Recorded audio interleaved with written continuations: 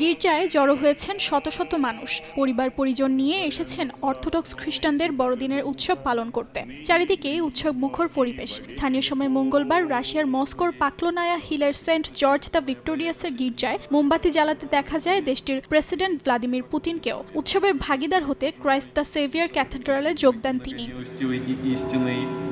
ক্রেমলিনের এক বিবৃতিতে রাশিয়া এবং বিদেশে অর্থোডক্স খ্রিস্টানদের অভিনন্দন জানান পুতিন। এছাড়াও গির্জা প্রধান প্যাট্রিয়ার্ক কিরিলের সঙ্গে সাক্ষাৎ করেন তিনি। সোমবার রাতে বড়দিনের উৎসবের মূল প্রার্থনা অনুষ্ঠিত হয় বলে জানা যায়।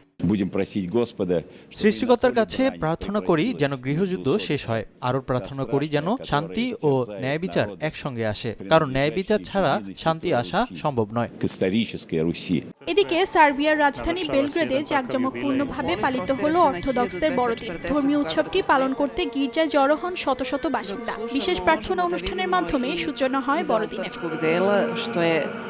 গ্রিস, বুলগেরিয়া, ইউক্রেন ও রোমানিয়ায় অর্থোডক্সদের বড়দিন 6 জানুয়ারি পালিত হলেও রাশিয়া ও সার্বিয়ার গির্জাগুলো জুলিয়ান ক্যালেন্ডার অনুসরণ করায় 7 জানুয়ারি তাদের বড়দিন উদযাপিত হয়। এপিফানি উদযাপন করা হয় 19 জানুয়ারি।